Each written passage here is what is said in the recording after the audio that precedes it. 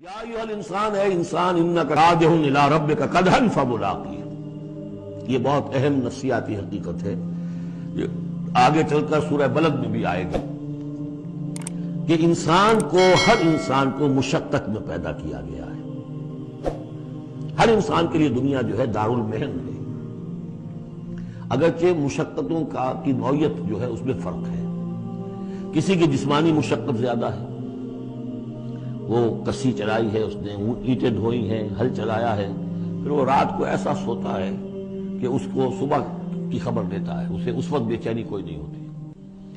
کسی کی ذہنی ہے، مل کا مالک ہے، بیٹھا ہوا ہے، پرابلم ہے، وہ رات کو بھی پیچھا نہیں چھوڑتے وہ پرابلمز۔ پھر اسے ہپنوٹکس چاہیے، اسے کوئی اور سیڈیٹیوز چاہیے، کسی طرح کی چیزیں، اینٹی ڈپریسنٹس چاہیے۔ ساری جو آج دنیا میں سب سے بڑی مارکیٹ جو ہے میڈیسنز میں، وہ ان دوائیوں کی ہو چکی ہے امریکہ میں۔ جو سب سے مہنگی دوائیاں وہ یہ ہیں امراض ذہنی کی۔ کن کو ہوتے ہیں یہ؟ عام طور پر جن لوگوں کے ہاں ایفلوئنس ہے۔ تو معلوم ہے کہ ہر ایک کے لیے کوفت ہے۔ پھر یہ کہ کسی کو کوئی غم ہے، کسی کو کوئی غم ہے۔ عام آدمی یہ سمجھتا میں پیدل چل رہا ہوں، اس کے پاس سائیکل ہے، یہ بڑا اچھا ہے، بہت عمدہ ہے۔ اس سائیکل والے سے پوچھئے، اسے نظر آتا ہے کار پہ جاتا ہوا، اس کو اس کی جلن ہو رہی ہے۔ کار والا جو ہے وہ دیکھتا ہے کہ مجھ سے بہت زیادہ نئے ماڈل کی کار پہ گیا ہے، کہ نئی کار پر ڈاٹا ہوا، اسے اس کی کوفت ہو رہی۔ تو کوفت اور یہاں پہ رنج اور محن، جس کو کہا ہے کہ قید حیات و بند غم، اصل میں دونوں ایک ہیں۔ موت سے پہلے آدمی غم سے نجات پائے کیوں؟ اور معاملہ یہ ہے کہ موت پر بھی جب نجات نہ ملی، اب تو گھبرا کے یہ کہتے ہیں کہ مر جائیں گے، اور مر کے بھی چین نہ پایا تو کدھر جائیں گے؟ وہ جو اب جو گھبرا کے یہ کہتے ہیں، وہ تو بات آئے گی آپ کو سورہ بلد میں۔ قید حیات و بند غم، اصل میں دونوں ایک ہیں، موت سے پہلے آدمی غم سے نجات پائے کیوں؟ یہ سورہ بلد میں ہے۔ لیکن دوسرا مرحلہ جو ہے کہ اب تو گھبرا کے یہ کہتے ہیں کہ مر جائیں گے، مر کے بھی چین نہ پایا تو کدھر جائیں گے، وہ یہاں ہے۔ یا ایھا الانسان، اے انسان، انک کادح الی ربک قدحا، تیرا مقدر یہی ہے، تکلیفیں جھیلتا ہوا، بوجھ برداشت کرتا ہوا، کوفت برداشت کرتا ہوا، تجھے ایک پر دوسری، دوسری پر تیسری کوفت اور تکلیف، اور پھر جا کر اپنے رب کے سامنے کھڑے ہونا ہے۔ ملاقی، اب جو بار برداری کے حیوان ہیں، بیل ہے جتا ہوا ہے، اب جتائے رکھیے، اسے رہٹ میں لگا لیا آپ نے اس کو کسی اپنے ہل میں جوت لیا، اس کے بعد اس سے حساب کتاب تو کوئی نہیں۔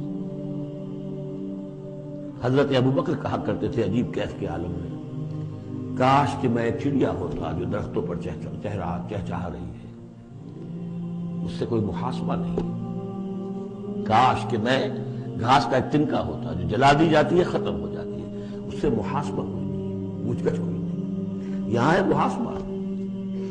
یا ایھا الانسان انک کادح، مشقتیں بھی جھیلو، صدمے بھی جھیلو، بوجھ بھی اٹھاؤ، اینٹیں بھی ڈھو، اور جو بھی کرنا، قلم کی گھس گھس کرو، بیٹھو، جاؤ 3 جگہ 4 جگہ بطب کرو، اور مریضوں کی خدمتیں کرو، اور پھر یہ کہ سب کچھ کر کے پھر ایک دن کھڑے بھی ہو جانا ہے۔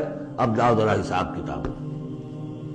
لن تزول قدم ابن آدم حتی یسأل عن 5، ابن آدم کے قدم ہل نہیں سکیں گے جب تک کہ 5 چیزوں کا حساب نہ لے لیا جائے۔ عن عمرہ فیما افناہ، حساب دو عمر کا، 80 برس کی عمر دی تمہیں، کہاں فنا کی؟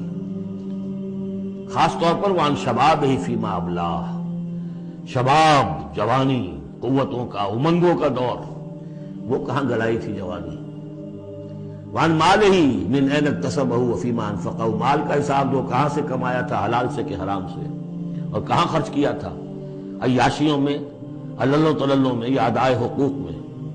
واما علم فیما علم، اما عمل فیما علم، اور 5واں سوال سب سے مشکل ہے، جو علم حاصل ہوا تھا اس میں عمل کتنا کیا؟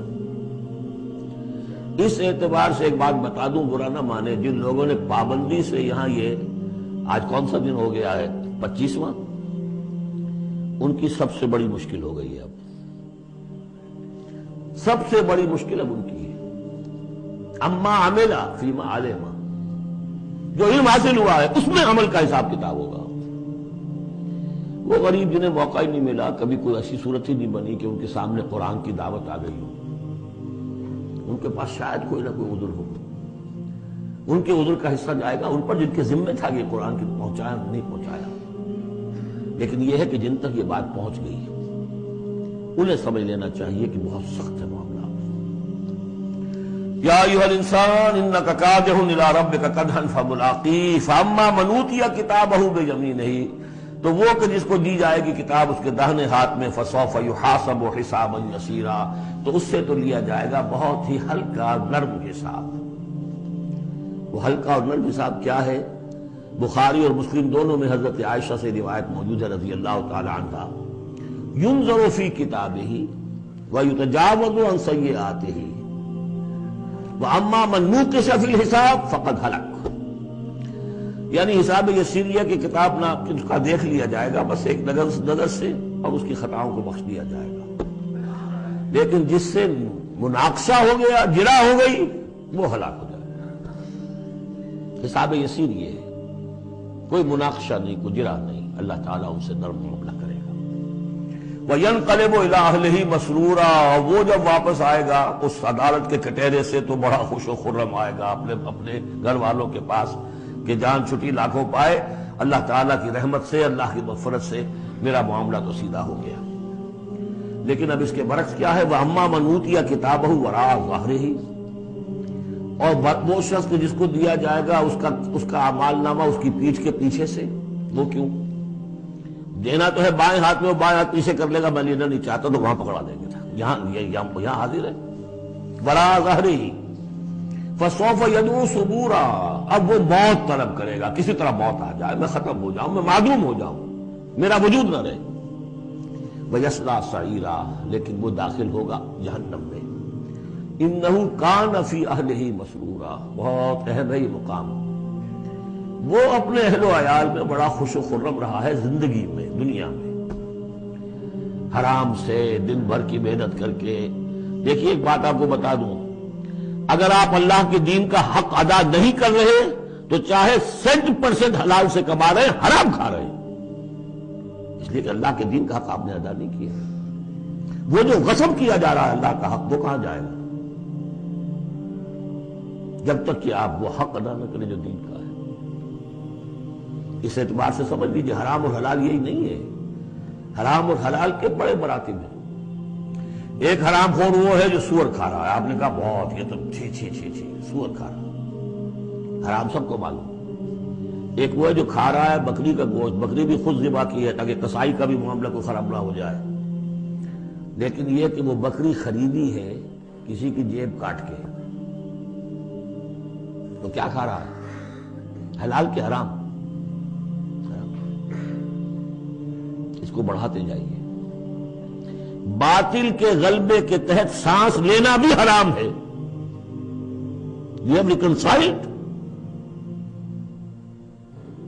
تم نے باطل کو تسلیم کر لیا، ذہن قلبن طاغوت کو تسلیم کر لیا ہے، تمہارا جینا حرام، تمہارا سانس حرام. الا یہ کہ تن من دھن، اپنی صلاحیتوں کا صرف منیمم رکھا جائے اپنے لیے اور میکسیمم جو ہے خرچ کر دیا جائے اس نظام کو بدلنے کے لیے، وہ اس کا کفارہ ہو جائے. ورنہ یہ کہ وہ آپ ناپ تول کر کے تو حلال کھا رہے ہیں، لیکن جس نظام باطل کی آپ چاکری کر رہے ہیں، جس کی ملازمت کر رہے ہیں، جسے سپورٹ کر رہے ہیں، بڑی تنخواہ ملی ہے، ورلڈ بینک کی کسی برانچ میں جو ہے مینیجر لگ گئے ہیں، کس نظام کو آپ چلا رہے ہیں؟ بہرحال وہ بات لمبی ہو جائے گی. لیکن وہ دنیا میں خوش و خرم تھا، اچھا کھلا رہا تھا، دودھ ملائی ربڑی اپنے بچوں کو، ہر وقت آ رہا ہے تو نئی چیزیں لے کر آ رہا ہے، ولایت سے آ رہا ہے تو ایک ایک بچے کو بلا کر تمہارے لیے یہ لایا ہوں، تمہارے لیے یہ لایا ہوں. وہ دنیا میں وہ خوشیاں لے آیا، اب یہاں کچھ نہیں ہے.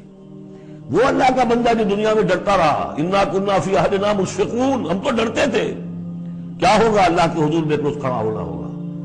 ان کے لیے یہاں آیا ینقلب الی اہلہ مسرورا، اب وہ لوٹے گا اللہ کی عدالت کی کٹہری سے اپنے گھر والوں کی طرف تو خوش و خرم ہوگا. اور یہ جو ہے یہ دنیا میں خوش و خرم رہا تھا اپنے اہل و عیال میں. انہ کان فی اہلہ مسرورا انہ ظن ان لن یحور، اس کو گمان یہ ہو گیا تھا کہ لوٹ کر آنا نہیں ہے، ہمارے پاس آنا نہیں. بلا، کیوں نہیں؟ ان ربہ کان بہ بصیرا، یقیناً اس کا رب تو اسے دیکھ رہا تھا، ہر آن دیکھ رہا تھا، اس کی نگاہ میں تھا.